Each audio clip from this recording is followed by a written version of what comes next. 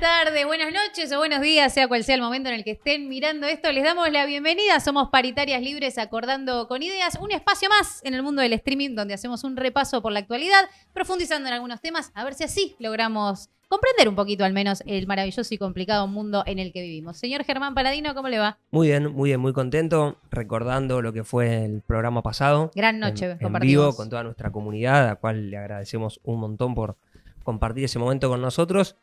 Y me venía pensando sobre ese día que qué necesario es encontrarse, qué necesario es estar, qué bien que la pasamos, qué bien que se sintió. Porque ante tanto individualismo, ante tanto sálvese quien pueda, creo del otro lado empieza a construirse una masa, yo digo una masa de humanidad, donde la solidaridad, el encontrarse, el estar con el otro, me parece que va tomando valor. Veremos quién puede representar todo eso políticamente el año que viene. Pero bueno, me dio la sensación de que la gente se empieza a encontrar y empieza a estar más unida, más cerca ante este desastre que es el gobierno.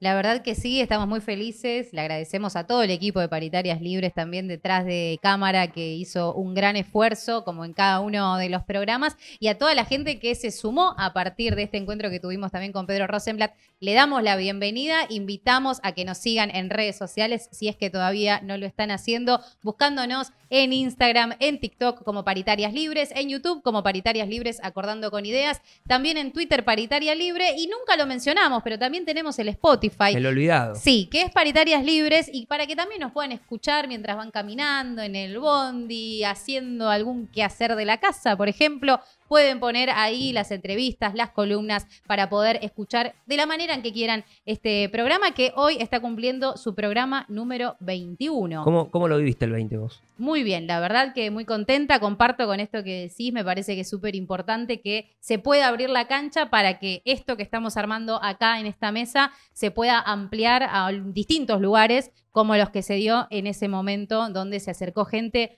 que conocíamos y gente que no, también a formar parte, así que lo tomamos como una celebración de que tiene un sentido lo que estamos haciendo acá, obviamente que ya lo sabemos, pero cuando lo vemos personificado en gente que se acerca, directamente confirmamos que estamos yendo por un buen camino, ¿no? Totalmente.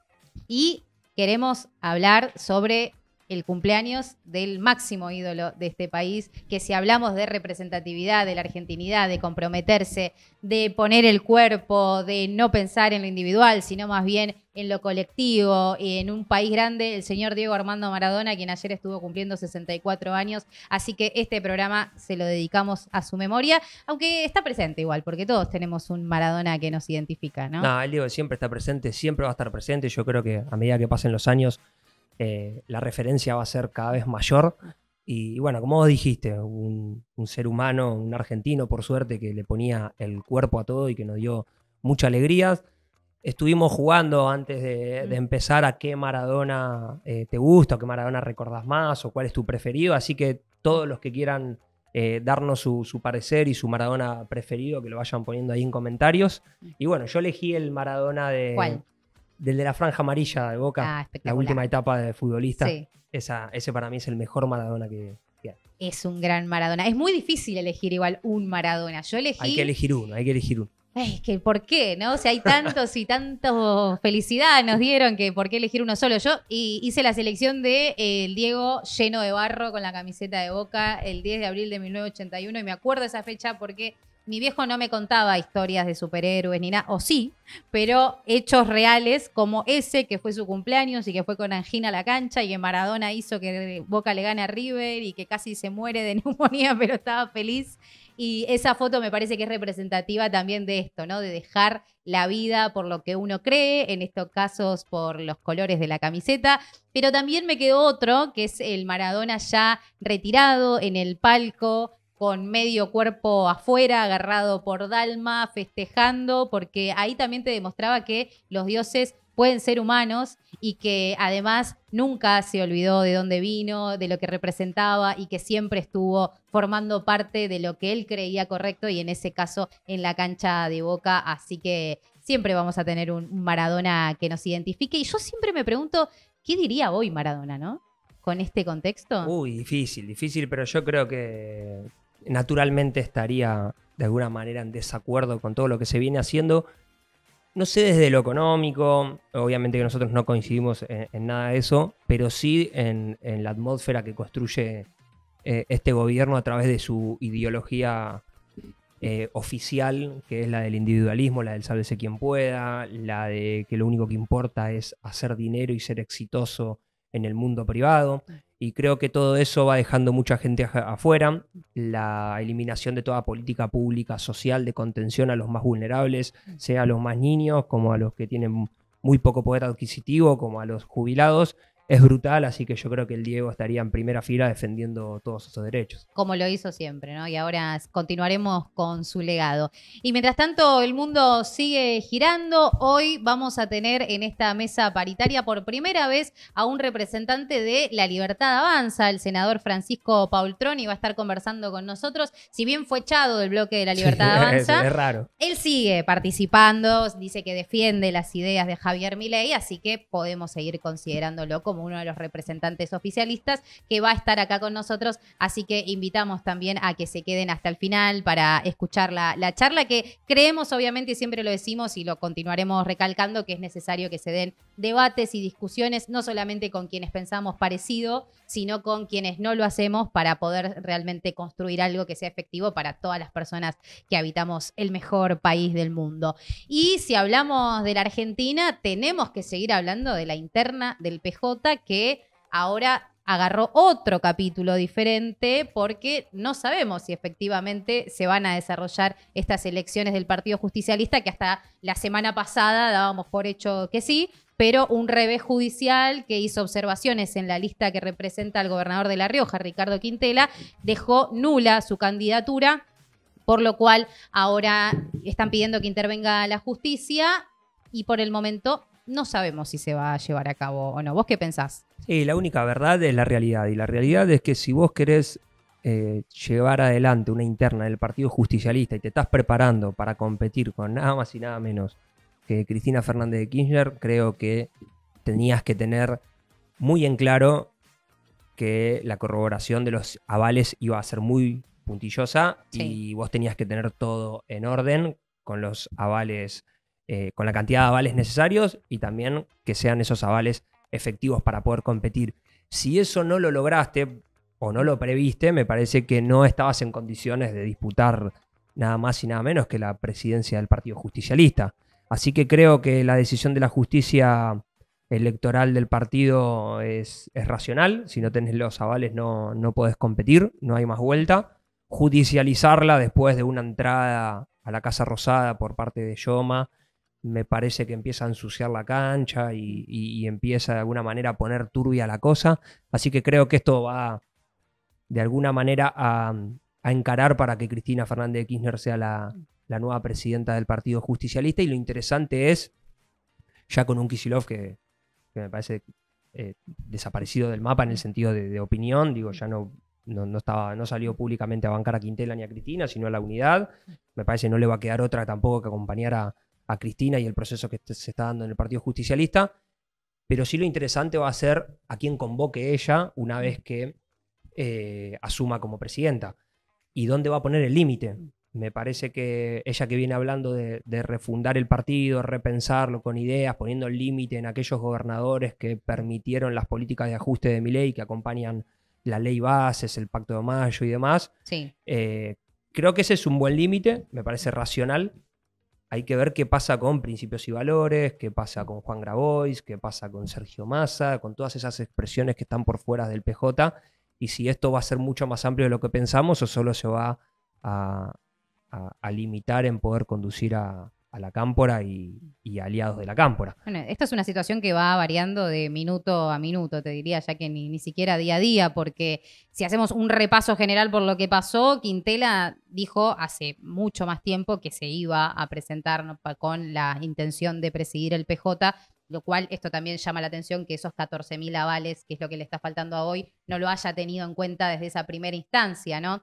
Después aparece Cristina también diciendo que tiene la intención de presidir. Se hablaba en el momento que iba a haber una reunión para generar una unidad. Dicen desde el entorno de Cristina que le ofrecieron a Quintela la vicepresidencia y un 25% de los lugares, algo que desde Quintela lo niegan, dicen que nunca se reunieron, pero lo que mencionan es que eso se rechazó. En el mientras tanto, claro, le dicen a Axel, pronunciate, decía algo, él seguía sin hacerlo. Al momento del cierre de listas, la justicia electoral del partido hace estas observaciones que dice que Quintela no estaba cumpliendo con los requisitos para hacerlo. Y ahora sí cambia la situación porque Axel habló, tanto como Verónica Magario, que hizo un tuit refiriéndose a la incursión de la justicia en algo que ellos mencionan y coinciden que tiene que resolverse puertas para adentro, que ya cuando se mete a la justicia en una cuestión del partido, ya cambia la situación, por lo cual ahora sí vemos que de nuevo cambia. Mismo Grabois también tuvo una participación en Entre Ríos, donde dejó entrever que van a ir por Patria Grande para armar un espacio por afuera, para no tener que depender del PJ, por lo cual se movieron las fichas dentro del tablero y vemos que de repente ahora cambian las intenciones y también los dichos de los distintos representantes que están o dentro del Partido Justicialista o también queriendo ingresar o formando parte de afuera, ¿no? Pero ya está, ya la etapa de la disputa terminó. Cristina Fernández de Kirchner va a ser la presidenta del Partido Justicialista. Salvo que la justicia de otra cosa, hay que ver qué ¿no? pasa después. O sea, no creo que la justicia pueda hacer más. Creo que todos entendemos que Cristina tiene que ser la presidenta del PJ, ya no pudiendo competir la otra lista.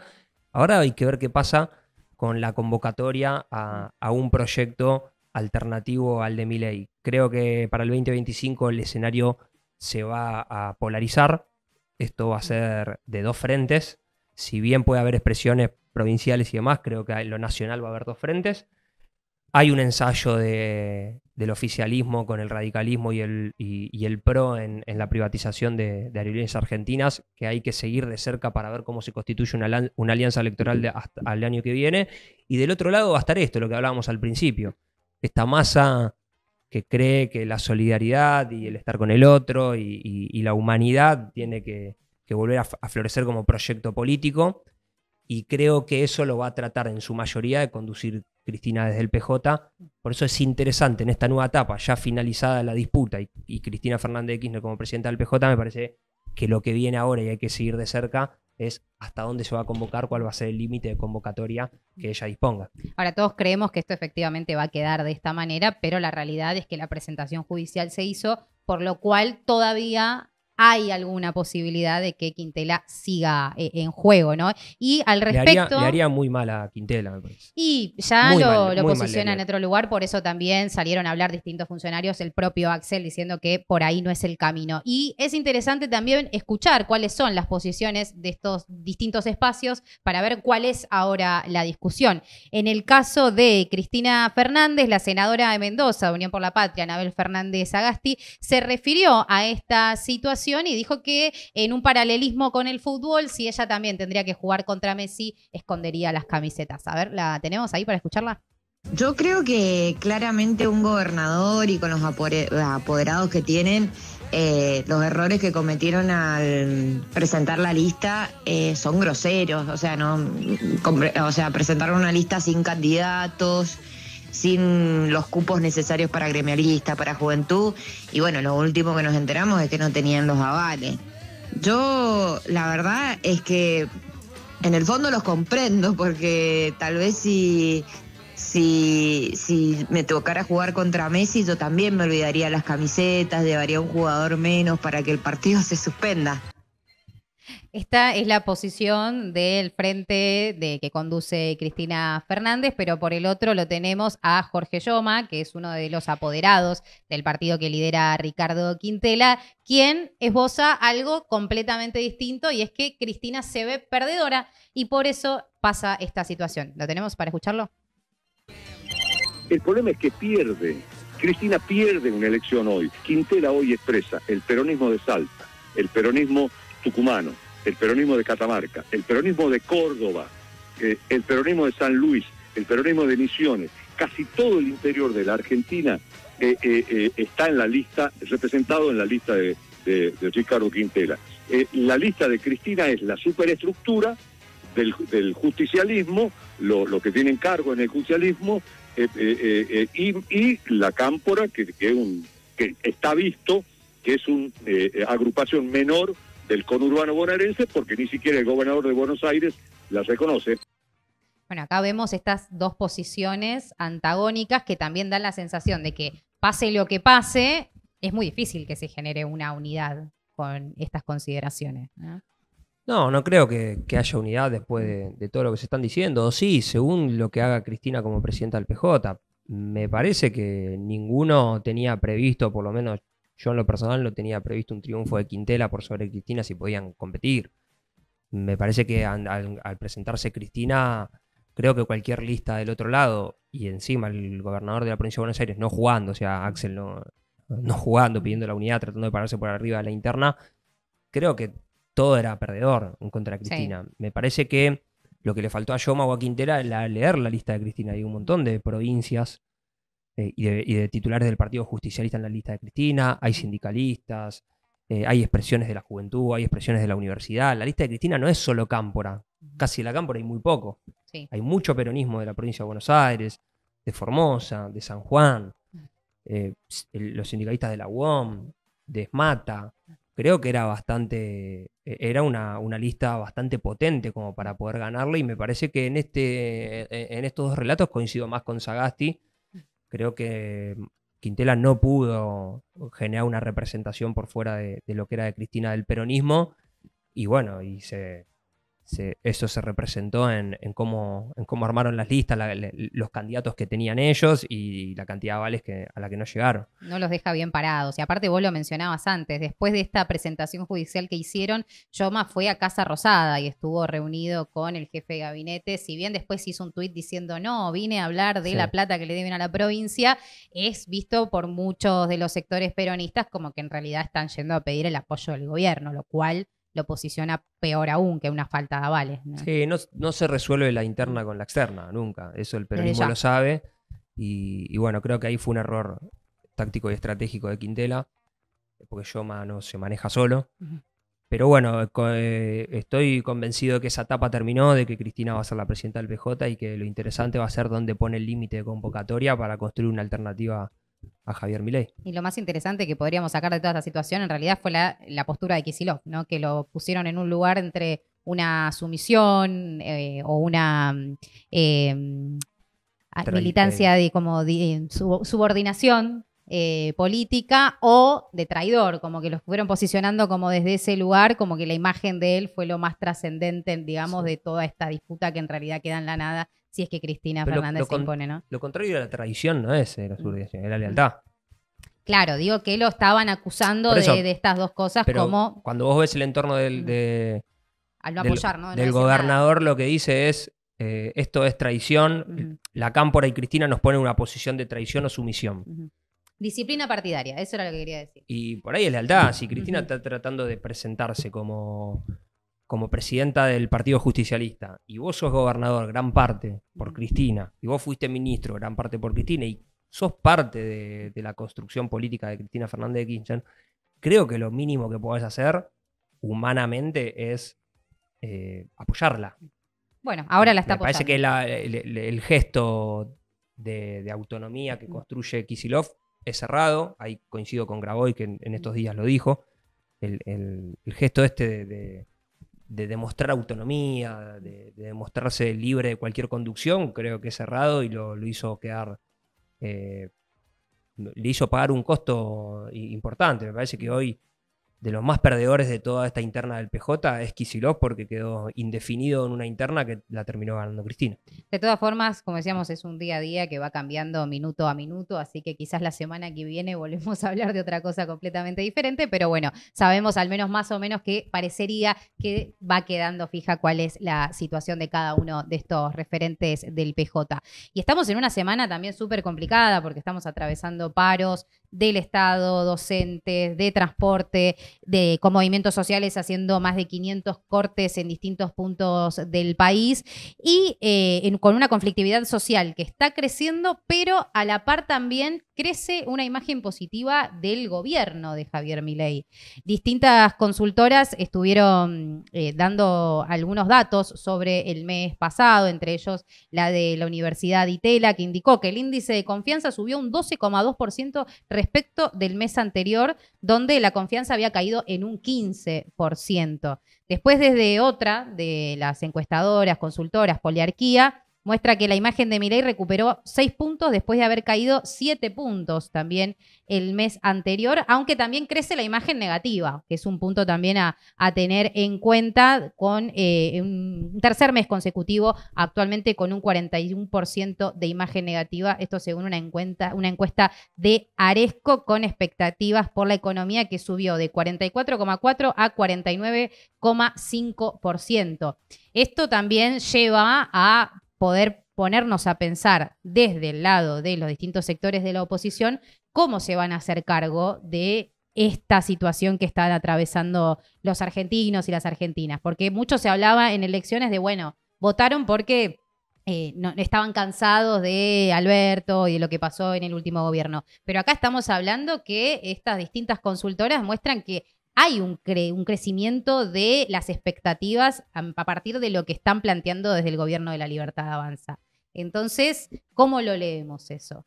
A mí me da la sensación que estamos todos mirando mucho la inflación, que dolió tanto la inflación de los anteriores gobiernos y de la última etapa del gobierno de Alberto, que mantener la inflación baja me parece que hoy te da un piso de confiabilidad importante.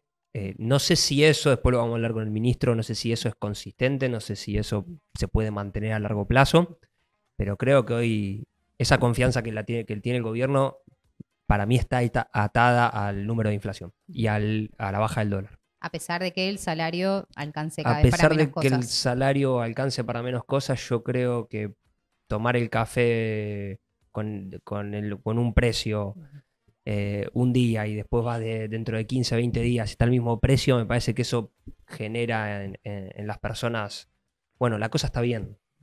No sé si es consistente, no sé si esto a largo plazo se sostiene, pero yo creo que esos números, tanto la inflación como el dólar, hoy es lo que está manteniendo la creencia en este gobierno. Veremos qué pasa después con el modelo económico, si es en verdad si es un modelo o con estas ideas económicas, a ver si eso se puede mantener. Y también cómo se toman estas medidas, ¿no? De paros, medidas de fuerza que se están llevando a cabo, sobre todo en esta semana, pero que vienen también de hace rato. Cómo se da vuelta también cuando de repente tenés personas que paran, que hacen cortes, diciendo que no alcanza el salario, que los están despidiendo, que hay recortes, distintas formas de atacar al trabajo público y privado también, en docentes, no docentes, bueno, un montón de conglomerados que se unieron desde distintos sectores en estos días de paro y de medidas de fuerza. Vemos situaciones que están pasando, por ejemplo, en las estaciones de trenes, donde se estuvo pasando un mensaje en loop. Esto lo tenemos ahí para escucharlo, que era lo que anunciaban el día previo al paro del transporte que afectó a todos los servicios excepto los colectivos. Los sindicalistas no te dejan trabajar. Por medida de fuerza de los gremialistas Moyano y Viró para cuidar sus privilegios, este miércoles no habrá servicio de transporte. Si te obligan a parar, llama al 134. Parece medio película de ciencia ficción igual, ¿no? Ese mensaje como una bajada de línea completamente directa acerca de no te están dejando trabajar, poniéndole un nombre y apellido, es decir, no se habla de nada sobre el trasfondo de lo que lleva a este paro de transporte, sino que lo reduce a dos personas que quieren cuidar sus privilegios y que no te dejan ir a trabajar. Es una operación propagandística muy interesante porque también operan sobre la diferencia entre el que tiene recibo de sueldo y el que no tiene. Fíjate que ellos dicen paran los privilegiados y la mayoría de las medidas de fuerza que se están tomando son de los trabajadores y trabajadoras que tienen recibo de sueldo. Sí. Porque el informal no puede parar, tiene que hacer el peso día a día. Así que entre esa diferencia entre trabajadores, que es por los trabajadores registrados y no registrados, opera el gobierno, obviamente con maldad, para poder desprestigiar una medida de fuerza que es totalmente razonable. Las medidas de fuerza de transporte, las medidas de fuerza que se están dando en todos los sectores del empleo público y demás, donde hay cada vez más despidos, me parece que esos son medidas de fuerza razonable. Lo que intenta el gobierno con todo su aparato de propaganda es tratar de enfrentar al trabajador formal con el trabajador informal, haciéndole entender al trabajador informal que los demás son privilegiados por tener recibo de sueldo. Y sobre todo en una estación de tren donde una gran cantidad de las personas que pasan ahí día a día son trabajadores informales, en lo cual escuchan este tipo de mensajes y está claro que muchas van a decir, es cierto, esto efectivamente es así. Ahora, quizás nos da para preguntar y para analizar si es momento de buscar otras formas de protesta que no sean las que estamos acostumbrados para poder generar otro sentido que deje un poco más expuesto cuál es el fondo que se está reclamando y poder evitar que situaciones como esta te deslegitimen cualquier tipo de lucha. Sí, y también apelar a la solidaridad de los trabajadores y trabajadoras, ya sean informales o formales, que cuando hay un conjunto de trabajadores llevando adelante una medida de fuerza, lo primero que tenemos que hacer es tratar de generar, de conectar y generar empatía. Me parece que uno tiene que ser empático con las medidas de fuerza de los trabajadores. Nadie está en Argentina, ninguno que sea trabajador, tenga recibo de sueldo o no, hoy está siendo privilegiado. Estamos en una etapa donde el trabajador informal está por debajo de la línea de pobreza y el trabajador formal también. Tenemos trabajadores formales pobres.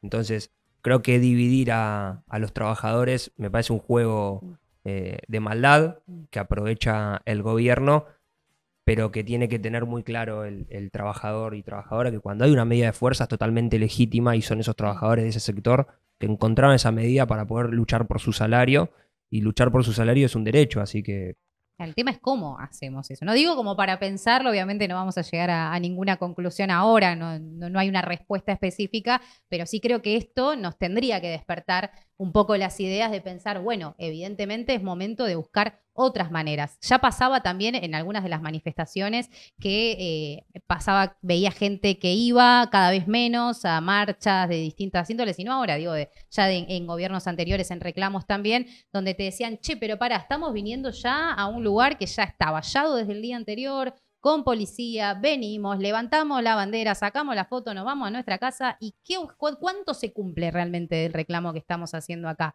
¿Sirve esto? ¿No sirve? Quizás hay que buscar otras maneras. Vimos que en el 17 de octubre, cuando se llenó la Plaza de Mayo, tuvo un efecto tremendo. Hoy, ¿tiene un mismo efecto llenar una plaza? ¿Llegar a la calle? Yo no soy trabajador de transporte, pero yo creo que parar el transporte y evitar la recaudación del día por parte de los trabajadores para poder generar una fuerza en la mesa de negociación y poder discutir el salario, a priori me parece una buena estrategia. No sé de qué otra manera, si no interrumpís el trabajo diario, podrías hacer huelga. Me parece que cualquier otra cosa que limite la suspensión del trabajo como huelga puede ser favorable para el empleador, y quizás lo veamos nosotros que no somos de ese sector del trabajo y nos impacte porque no tenemos transporte y demás, pero creo que es la única forma de poder hacerle entender a los empleadores de transporte que hay que subir los sueldos. Y que él realmente se pierde y se genera ganancia en cada una de las horas trabajadas. Hay algo de cuando el trabajador para no se genera riqueza, entonces quiere decir que el trabajador es generador de riqueza. Sí. Ahí hay algo que mantener, es una forma de hacer huelga muy potente, que creo que, como decís vos, hay que reinventarla, repensarla, pero nunca descartarla. Y a los trabajadores que no somos de esos sectores tenemos que tener algún tipo de empatía o por lo menos entender lo que está sucediendo y no dejarnos llevar por los parlantes que puso el gobierno en las estaciones. Bueno, invitamos a que nos cuenten también del otro lado qué es lo que piensan, si creen que esto tiene que continuar de esta manera, si hay otras formas también de reclamar que quizás puedan llegar a tener un mayor impacto. Lo invitamos a que lo hagan en nuestras redes sociales, nuevamente puede ser en Instagram, en TikTok, donde vemos que la gente también comenta mucho. Algunos bardean, otros hacen comentarios más productivos, así que celebramos eso. Pueden buscarnos como Paritarias Libres en todas las redes sociales y comenzamos. Ahora sí lo recibimos al senador Paul Troni y seguimos luego con nuestro ministro también para poder ponerle un poco de luz a las cuestiones económicas de los últimos días. Adelante. Vamos.